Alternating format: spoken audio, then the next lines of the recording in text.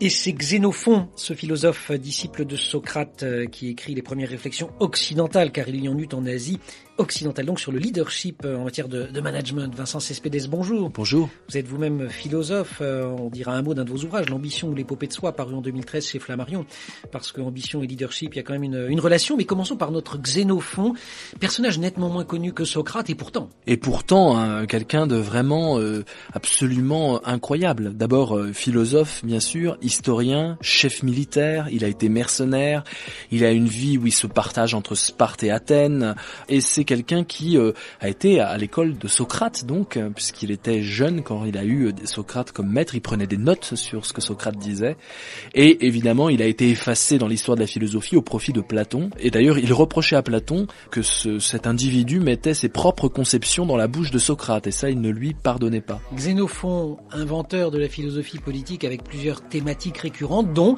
l'art du commandement et du leadership. C'est un chef de guerre, on l'aura compris, Xénophon, et pourtant il invente le management moderne parce qu'il dit si on y met du cœur, ça marchera quand même mieux, il suffit pas de donner des ordres. Je pense pas qu'on ait inventé beaucoup de choses depuis, parce qu'on a quelqu'un qui a eu l'expérience des hommes, de ce qu'on appelle aujourd'hui la motivation, le cœur à l'ouvrage, et il comprend très vite ce que signifie le leadership, c'est-à-dire certainement pas un commandement absolument dirigiste et qui va enfermer les individus dans de la fatalité, mais au contraire quelque chose qui leur donne du baume au cœur, un sens héroïque du devoir, ce qu'on appelle du thumos, de l'impétuosité. Ce que vous dites là, c'est pas de l'exégèse, c'est en toutes lettres quand on lit Xénophon. Voilà ce qu'il dit par exemple dans l'Anabase.